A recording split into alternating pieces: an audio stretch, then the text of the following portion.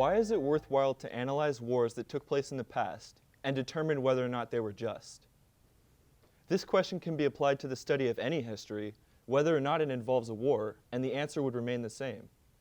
By looking with a critical eye at the past, an individual or a nation can better understand how to act in the future.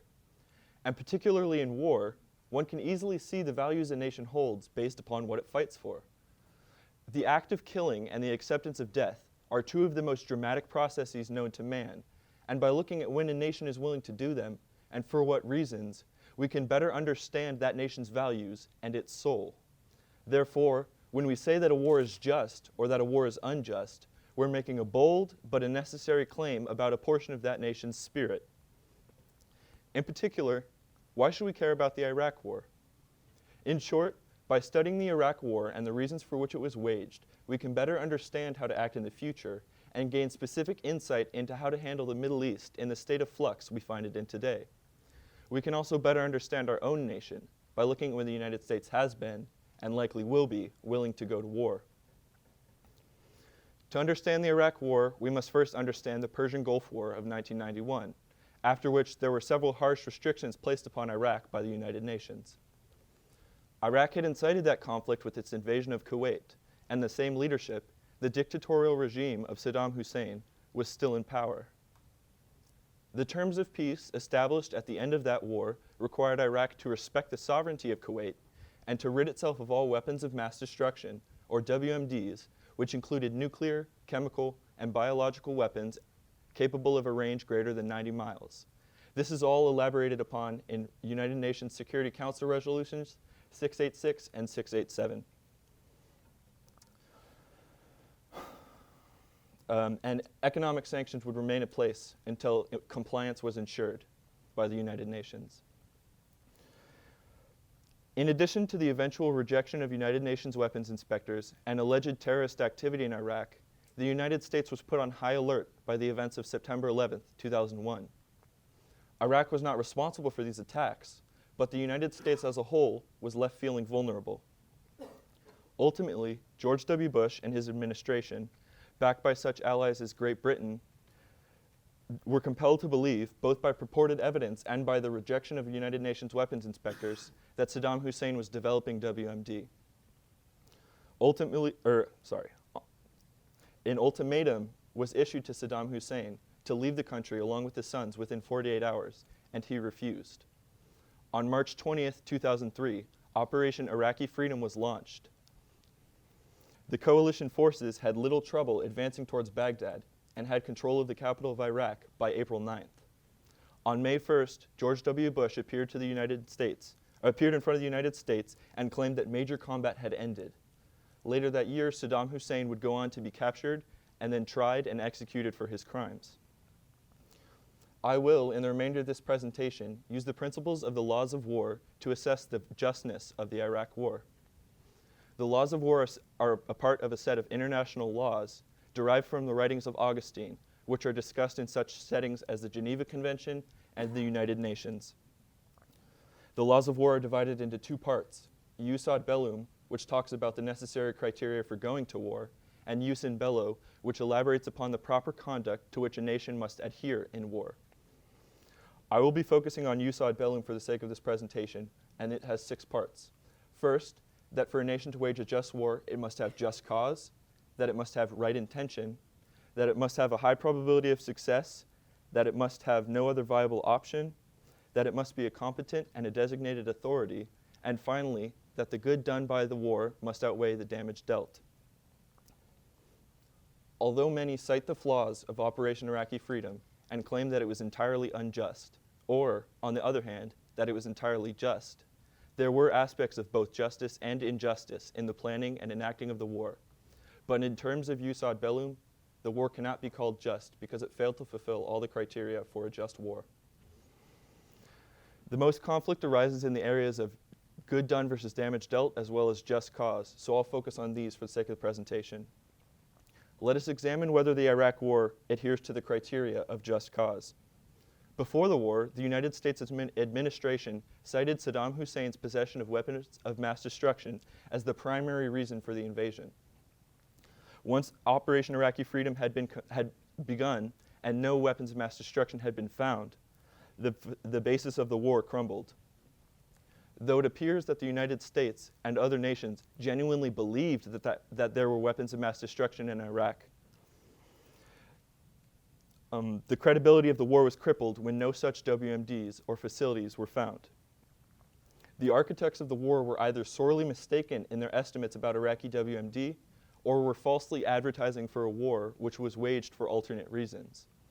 The first option, which seems the most likely, or in the first case, which seems the most likely, the war was still not entirely evil. Though it would not be justifiable through jus ad bellum, one could still appreciate the war's merits, such as the removal of Saddam Hussein's violent regime and thus the protection of the local people from further oppression. The Bush administration also, however, cited Saddam Hussein's repeated human rights offenses and disregard for United Nations Security Council resolutions as reason enough to invade. They claimed that this was sufficient proof that Hussein was not only a danger to his own people, but to the people of the nations around him and the world as a whole. The regime of Saddam Hussein was dangerous in that its leader had a demonstrated lack of care for his people and their lives, as well as those of the entire world. There was a long list, too long, in fact, for the context of this presentation, of war crimes and human rights offenses committed by the Hussein regime, which the United States administration claimed was reason enough to dispose of the dictator. The urgency with which the United States pushed for an end to such offenses, however, was almost entirely based on this assumption that Saddam Hussein was in possession of weapons of mass destruction. That is to say, the United States called upon such acts of inhumanity to further make the case that such a dictator should not possess WMD. Since the WMD claim proved to be unfounded, the war cannot be said to have just cause. Also, concerning whether the good done by the war outweighed the damage dealt, one must consider the power vacuum created by the war after the removal of Saddam, in addition to the potential danger that may have left along with him. One must consider again the aforementioned travesties committed by the Hussein regime. Operation Iraqi Freedom certainly had a positive effect on the Iraqi people in that it rid them of the dictator who had for so long oppressed them. That being said, one must also consider the situation which resulted from that regime's fall and the continued terrorist activity that occurs in Iraq to this day. The roots of terrorist groups such as ISIS can be almost directly traced to the power vacuum that resulted from the fall of Saddam Hussein's regime. And this must also be considered when assessing the long-term effects of the war. If a country fights a war, wins, and leaves, they're still responsible for any conflict that arises as a result of their actions. Their presence is not necessary to qualify them for blame. In the case of Iraq, the United States came in, fought a war, achieved their primary objective, and then left. The problem is, the conflict didn't end there, and the United States is still responsible. The US knew very well that the fall of Saddam Hussein would leave power in the country up for grabs, and that not all the parties who would vie for that power were peace-loving people. The years of insurgency that took place in Iraq after the initial invasion are a consequence of the decision to invade, and thus, to a certain extent, are a fault of the United States. Some may claim that the war was in fact just, despite the fact that no WMD were found, based on the fact that their invasion prevented any WMD from being developed in the first place. Political commentator and longtime supporter of the war, Christopher Hitchens, said, to justify the war, that if no sinister weaponry is found before the war begins, then the war is re-justified on the grounds that it prevented such weapons from being developed. This essentially means that the invading forces, without finding or destroying any WMD, were still fulfilling the aspect of just cause because they prevented the possibility of WMD being made at all, and thus justified the invasion. All of this is true. The war was perhaps a necessary risk. It was reasonable to conclude that Saddam Hussein was in possession of WMD, and the invasion was undertaken in order to protect the people from a nuclear threat. All that said, however, the war was still not justified by jus ad bellum standards because the aspect of just cause cannot be fulfilled when the supposed cause was untrue. A war cannot be considered just based on what was alleged or what was likely.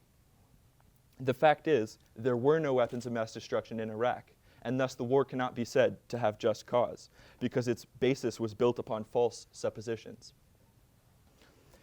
If the United States and the people which fund its programs and elect its officials want to consider themselves a lawful nation, they must be willing to look at wars that have been waged and accept the fact that they may not have been just. As I have illustrated, it is impossible to assert that by the jus ad bellum standard, the Iraq War was a just war. True, the war accomplished some goods, and likely saved a group of people from further oppression at the hands of a cruel dictator, but this does not seem to account for some of the damages done. The Middle East has fallen into the deplorable state it is in today because of the power vacuum created by the fall of Saddam Hussein's regime and the decision to invade by the United States.